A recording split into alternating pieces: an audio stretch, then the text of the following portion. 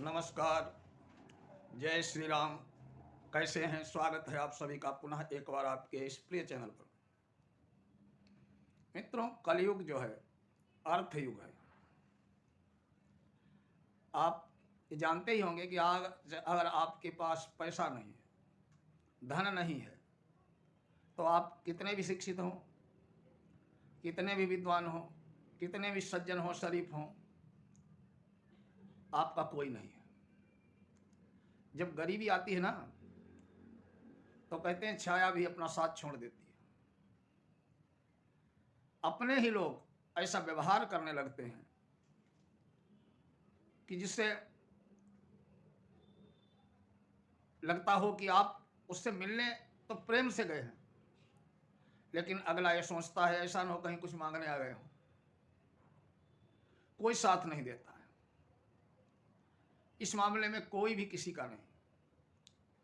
अगर आपके पास धन नहीं है तो समाज ऐसा है, आपकी योग्यता को भी अयोग्यता मानता है।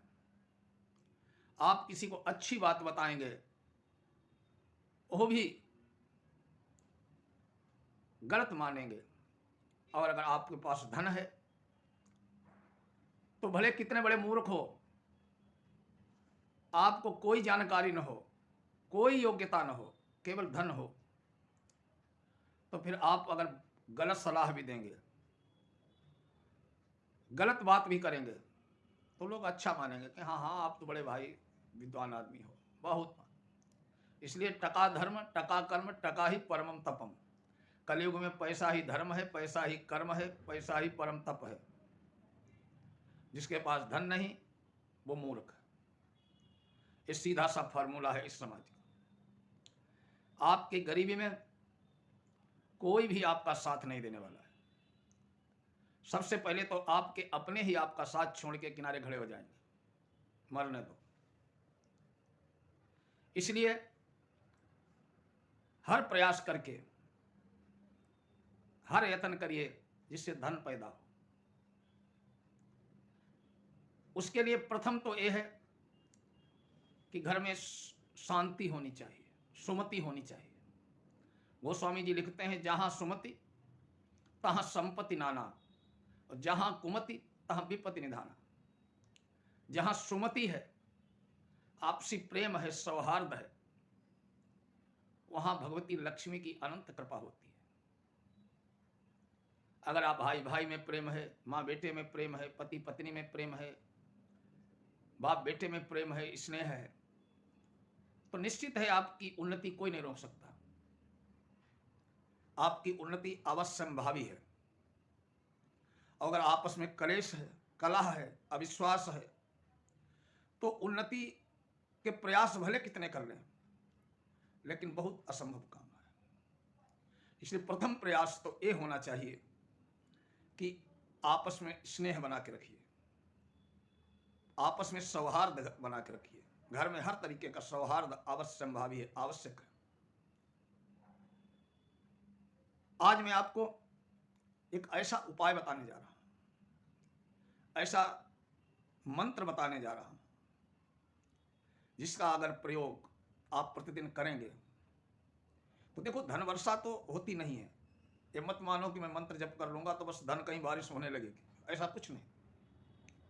लेकिन धन के कमाने के मार्ग में जो बाधाएं हैं, धन संग्रह के मार्ग में जो बाधाएं हैं, वो निश्चित दूर होंगी। जब सारा संसार आपका साथ छोड़ जाए, तो गीता में भगवान कहते हैं, सर्वधर्मान परित्यज्य माम एकम शरणम व्रज। तो भगवान की शरण में जाओ, त्राहि माम, हे परमात्मा आप ही मेरे को इस दरिद्रता से, गरीबी से उबारो। दुनिया आपकी सुने न सुने, लेकिन परमात्मा निश्चित सुनेगा। उसके लिए कुछ विशेष नहीं करना है। आपको एक बहुत ही छोटा सा मंत्र बताने जा रहा हूं। प्रातःकाल बिस्तर पर उठते ही बिस्तर पर बैठ जाएं, पूर्व की तरफ मुंह करें। कुछ इसके लिए स्नान ध्यान की इसकी कोई आवश्यकता नहीं कि स्नान करके भजन होगा, कुछ नहीं। उठते ही आप बिस्तर पर बैठ जाओ, पूर्व की तरफ मुंह कर लो, और ये एक ऐसा महामंत्र है, अत्यंत चमत्कारी दिव्य शब्द है। उसका 51 बार उंगली से गिनते रहो, 51 बार प्रतिदिन उठते ही प्रातःकाल अपने बिस्तर पर बैठे बैठे आंख बंद करके ध्यान करते, ओम हिरण्य गर्भाय नमः, ओम हिरण्य गर्भाय नमः, ओम हिरण्य गर्भाय नमः। इस महामंत्र का जप करो। उसके बाद ही पृथ्वी पर कदम रखो। जप करने के बाद पृथ्वी माता को प्रणाम करो, अपने नित्य नैमित्तिक सारे कर्म करो। अगर आप लगातार ऐसा करते हैं, प्रतिदिन की दिनचर्या बना लीजिए। अगर नित्य नैमित्तिक एक कर्म बना लेते हैं, प्रतिदिन ऐसा करते हैं, तो निश्चित ही आपको समाज में मान सम्मान प्राप्त होगा। अब की आमदनी के, लक्ष्मी के आगमन में जो बाधाएं हैं वो दूर होंगी। प्रतिदिन ये करना है, नियम से करना है, हर हालत में करना है। इसमें कोई बंधन नहीं है, कोई एज से हो तभी करना, किसी भी हालत में, चाहे कोई भी जैसा भी रुकावटें आती, सूतक पातक कुछ भी हो, प्रातः काल उठ के सबसे पहला काम यही करना। बिस्तर पर बैठ जाओ, पूर्व की तरफ मुंह करो, 51 बार ओम हिरण्य गर्भाय नमः, ओम हिरण्य गर्भाय नमः। आप देखेंगे शीघ्र ही धीरे धीरे आपकी दरिद्रता दूर होगी, आपके आमदनी के मार्ग में आने वाली बाधाएं दूर होंगी, समाज में आपको मान सम्मान प्राप्त होगा। और इस सूर्य नारायण का मंत्र है, इसलिए शरीर में कोई बीमारी है छोटी तो वो दूर होगी। आप करें, बहुत ही प्रभावशाली ये मंत्र है, निश्चित ही आपको लाभ होगा। ओम हिरण्य गर्भाय नमः।